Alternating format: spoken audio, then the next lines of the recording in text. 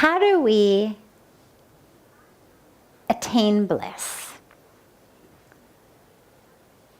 The scriptures say we only attain bliss when we attain God.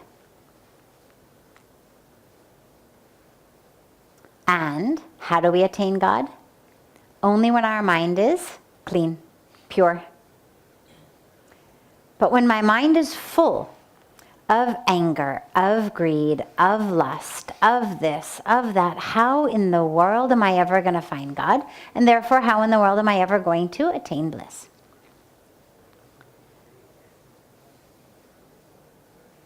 And what do the scriptures say about where to find God? Where you're supposed to look with that mind? Inside, right, okay. So if God is inside us, in order to find God, we need to look within. Now what most of us do is we look outside. We're focused outside, even spiritually. We find ourselves focused outside. That course, this certificate, this program, that program. How many places do we need to go that are going to tell us, go within, before we actually go within? It's sort of an interesting irony, isn't it? I'm gonna go someplace else that I know is going to tell me go within, because the last people also told me go within, and the people before that told me go within, and every book I've read says go within. But nonetheless, I need to go to that place because I need to hear it from that person's mouth. Okay, so that's just a very interesting irony. So we know we need to go within. Now, how do I purify my mind so that I can see it? And this is really the dilemma. You know, Pujya Swamiji gives the example of we're sitting in a dark room. The sun is shining outside, but our curtains are closed. Or our window is just very, very dirty and we can't see. Now, sitting in that dark room, we are praying for light, praying for sun. But the sun is there. The only problem is we cannot see it because our curtains are closed and the window is dirty. This is the same thing with that bliss and God. It's there, it's in you, but you cannot see it because of these things of the mind. Right? Okay. What to do with them all? Give them to God. There's two ways to work with all of the problems we have. You can try to address them one by one. Okay, Cello, this week we're going to work on my greed. Okay? There's all sorts of practices you can do. Then you feel okay, but maybe not this week, maybe a month it takes me. However long it takes me, Cello, first I'm going to take greed. Then I feel like, okay, I've overcome greed. Then I'm going to take my lust. Deal with that however long it takes me. Then, okay, I'm going to take up my anger. Much of our life would go. And I'm not even necessarily sure that we would get there. Because slowly, as you find that you're done over here, well, this one starts kind of popping its head up again over here. The only way to do it is we surrender to God. We say, okay, God, I've got this. I offer it to you. Take me as I am. You know. You know what I am. You know what I think. You know what I do.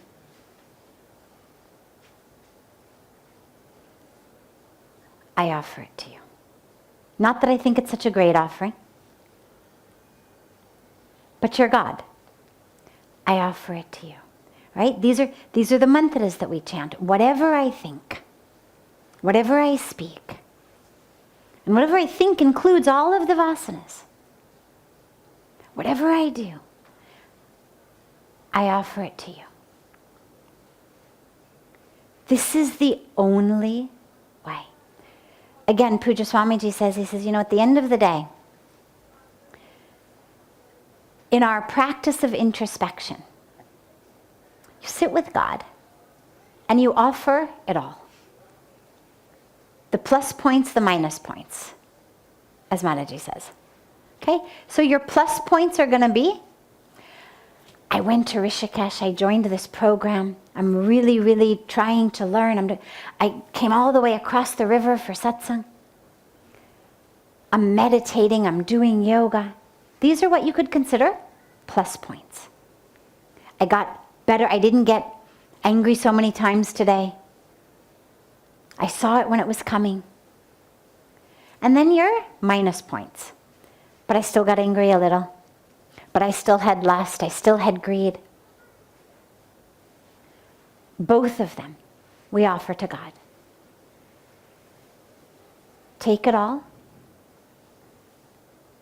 and give me the strength tomorrow that I can be freer of it. It's the only way. With that, though, this is where the practice, when we talk about Gyan Yoga, the practice of wisdom. So reading scriptures, listening to spiritual talks, being in satsang, because what it does is, if you look at all of these, take greed, take lust, take anger, all of them come from one false belief. That false belief is, I am an object. And this object is not full. Therefore, I need more.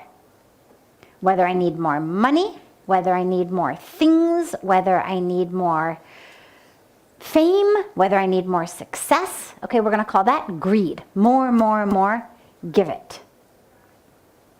Or lust. Same thing. I'm an object. You're an object.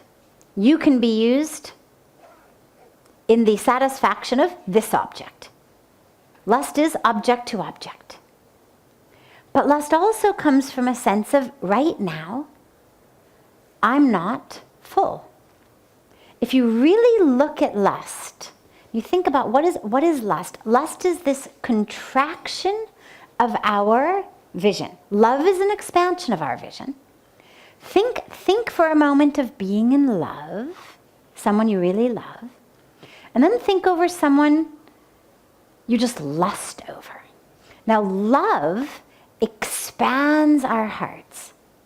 Lust does this. Lust is gotta have it, gotta have it, gotta have it, gotta have it, gotta have it, gotta have it. It's a contraction of our vision. Love is an expansion. Okay? So lust is, I'm an object. I'm not full.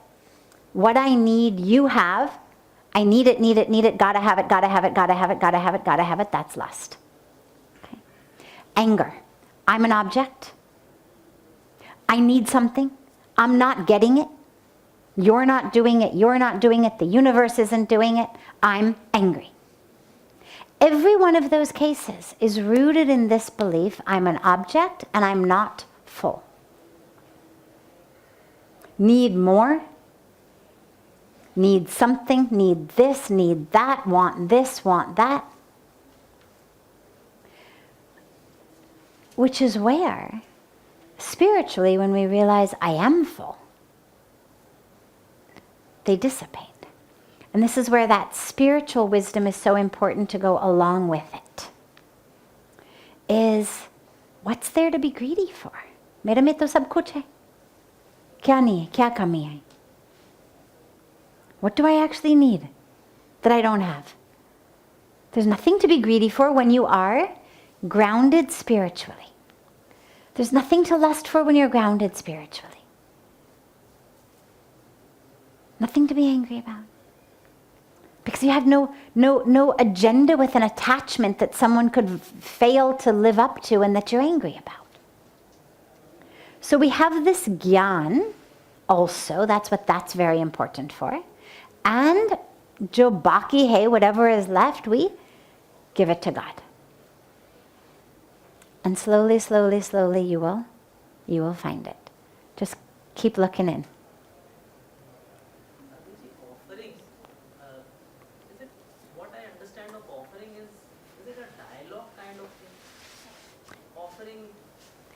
You can offer however you want. Look, when you're deeply connected to someone, even think about being deeply connected to a person, not even God.